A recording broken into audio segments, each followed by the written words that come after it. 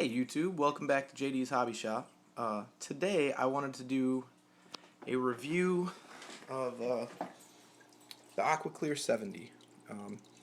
It's a little dirty, but that's because I've been using it for I think about 8 months. I couldn't find the receipt to verify the actual date, but I know it was before my daughter was born, so I think it's been about 8 or 9 months.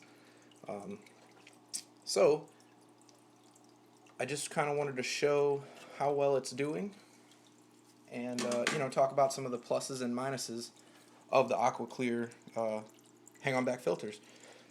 I don't have any experience with any of the other Aquaclear filters at all, even the hang-on backs, but their Hobbs series uses a lot of the same parts. The motor that's in it, which is right down here, is the same one that they use all the way up to the 500, I think, except for the 110.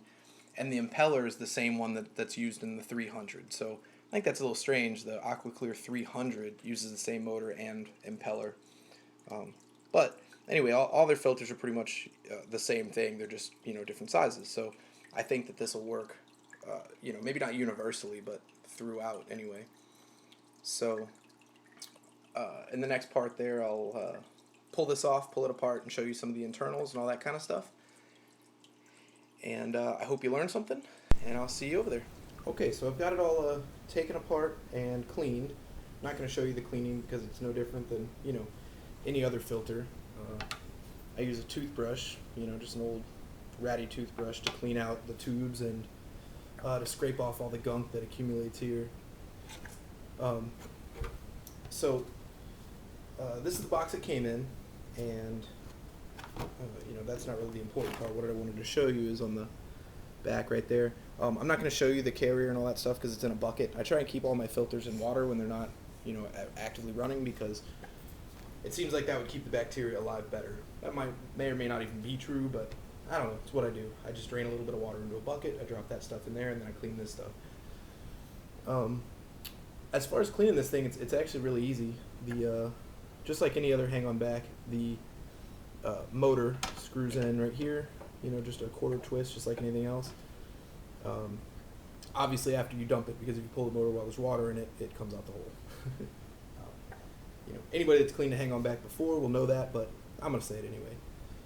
And then you have your pretty standard, U-tube and extender, and the impeller that clips into the motor. Sorry, I'm doing this one-handed. My daughter is she's 5 months old, so she's not big on letting me put her down. So anyway, the impeller goes right in there just like that. Pretty simple. Cleaning it, like I said, I run it under hot water and scrape it with this toothbrush, and it gets all the gunk out. I mean, these things get really nasty from all the pickup. This is run on an African cichlid tank that's pretty heavily stocked, so lots and lots of gunk to be picked up. As far as cleaning the pads and all that stuff, it's the same thing. I put in I just got some of those green scrubby pads. Actually, I'll grab one of those.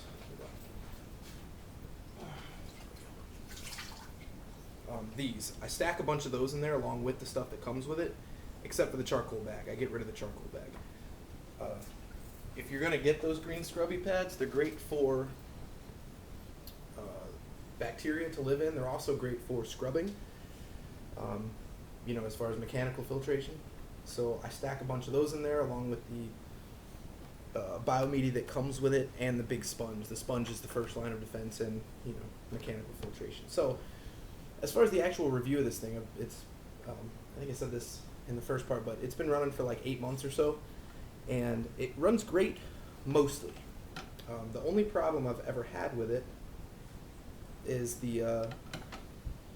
this might be because it's a cichlid tank, but see if I can get a close up of this impeller part here.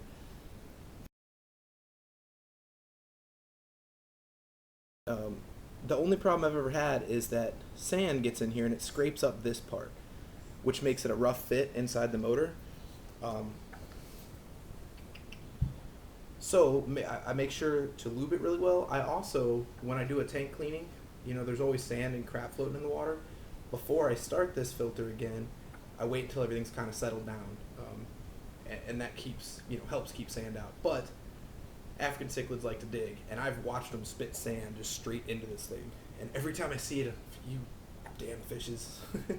So that's the only problem I have with this thing. So because it gets all scratched up and stuff, what it does is occasionally it'll stop. So you kind of have to pay attention and listen to it. It'll just stop spinning, and you'll hear it buzzing because the motor's still trying to push. Because it's magnetic, that'll help it keep from burning up, but it still will, you know, if you let it run for too long like that. And then also you're obviously losing filtration because it's not moving water because the impeller has stopped. So I use Vaseline or, you know, over the counter, you know, just whatever. Just a little bit. If you put in too much, it'll get everywhere in the tank, and then that can also help when the sand builds up inside. Too much Vaseline in there, that'll help it stick, I have found. But otherwise, this Aquaclear 70 is fantastic. It works really well. Pushes a lot of water, and it's got a ton of room in here for media. Like I said, I use the big ass sponge that comes with the biomedia, and then I stack a whole bunch of the scrubbers up there, and it works really, really well. Alright, one more thing before I close this video out. I forgot to mention it, and it doesn't always do this, so I'm glad it did it here so I can record it. But sometimes, because of all that scoring that's on the impeller, I don't even know if I can, I guess you can't see it down in there, but down under this tube, you can see the impeller and you can actually get to it. So what I do is I keep a pick handy, right, just so that I can reach down and get to that. And so when I plug it in, I just kind of move the impeller, and that usually works. The first time it happened, I was like terrified that this thing had broken, and I'd only had it, I don't know, a month or two. But so hold on, let me plug it in. And you could hear it click, but it doesn't actually start to spin. So get my pick down in there, and you kind of gotta mess with it. And there it goes. See, so just pop the pick in, and now it'll fill itself up. So another thing I do that helps is I tend to fill it most of the way up before I actually turn it on. Yeah, I don't know, I think that helps. It tends to fill up faster anyway. And I also started on the low setting, you know, you can adjust this. I think I mentioned that in the first part also. But so you can see the green scrubbers in there. One more thing, I don't know if this is intentional by Aquaclear or not, but when it gets to be really dirty in there, water can't pass through all the filtration, and so you can see there's two areas, right? This is where the water fills from the tank, and then it goes over into the stuff and then back out this way. So when this stuff gets too dirty for water to pass through, water will push over here and just across the top, and then it will also run down here, which you can see it's kind of dirty. I guess I didn't scrub that good enough. Oh, there it is. I guess I didn't scrub that as well as I should have, but water will start pushing through there, and that's a really good indicator that you need to get in and, you know, clean out all your filtration. So okay, so that's all I got.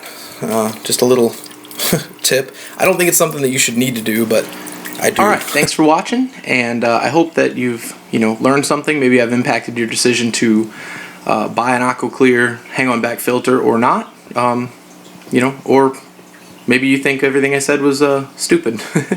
Who knows? But anyway, thanks for watching, and I will see you guys on YouTube.